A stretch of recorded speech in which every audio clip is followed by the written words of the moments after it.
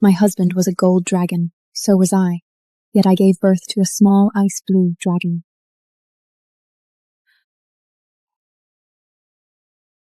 Draken Vexus, the crown prince, flew into a fury. He summoned every ice blue dragon in the kingdom, forced my newborn to undergo blood tests against each one. Finally, I cast the truth-seeking flame. The child's soul sang in answer to Dracon's. The child was his.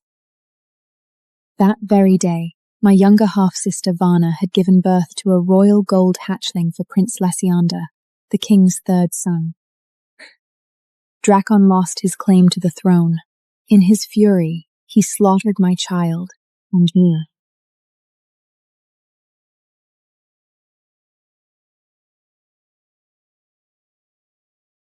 At 18, I became his wife.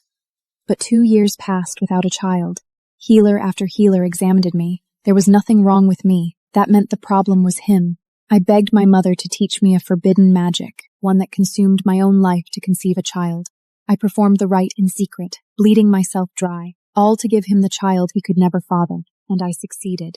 I gave birth to an ice blue dragon hatchling, but he cruelly slaughtered my child. If I had a second chance, I would let him pay for me, and for my child. Seraphina! No!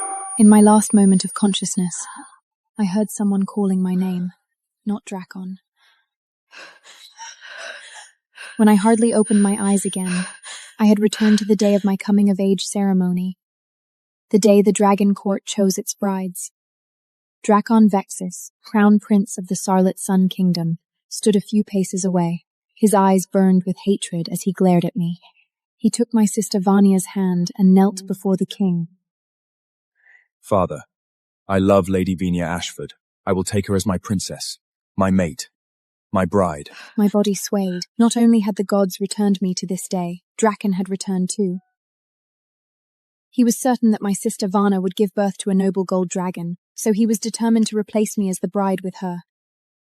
Lady Seraphina, since Dracon had not chosen you, you could only marry my third son, Lysamer, the silver dragon.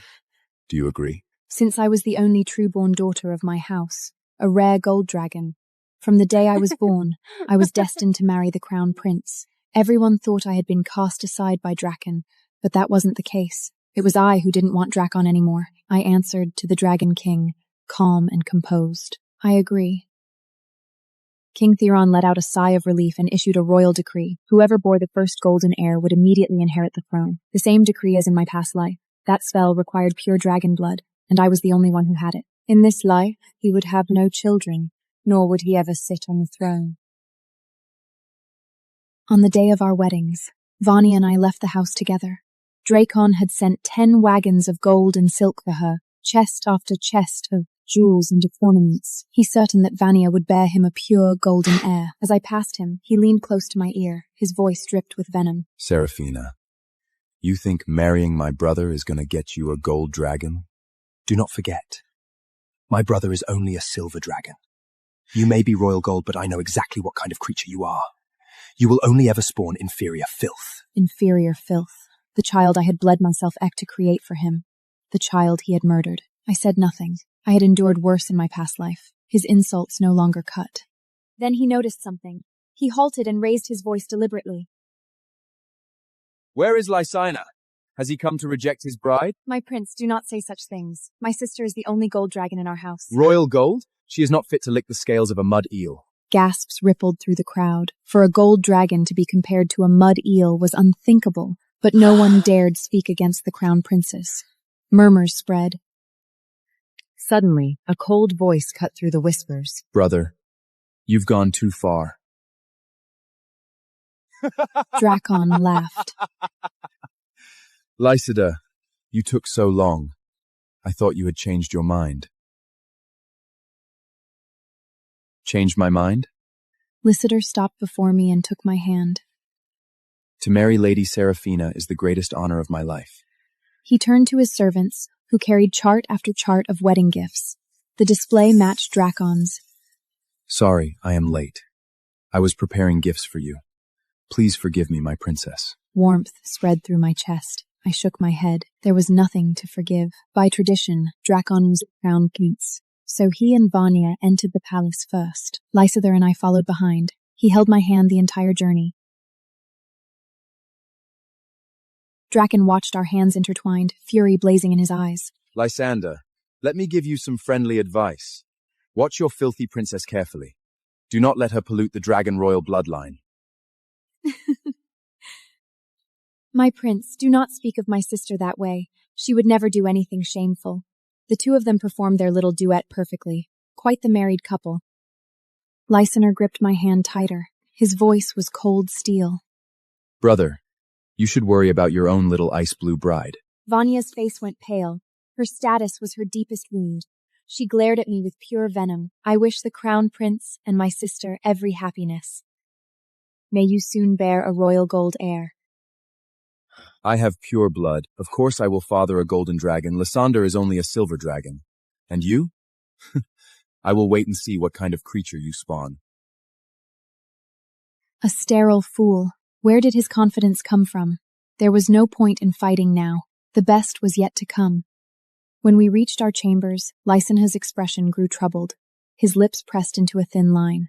His eyes burned with determination. From this day forward, I will protect you. I believe you. But we have made an enemy of the crown prince. Neither of us will have an easy life from now on.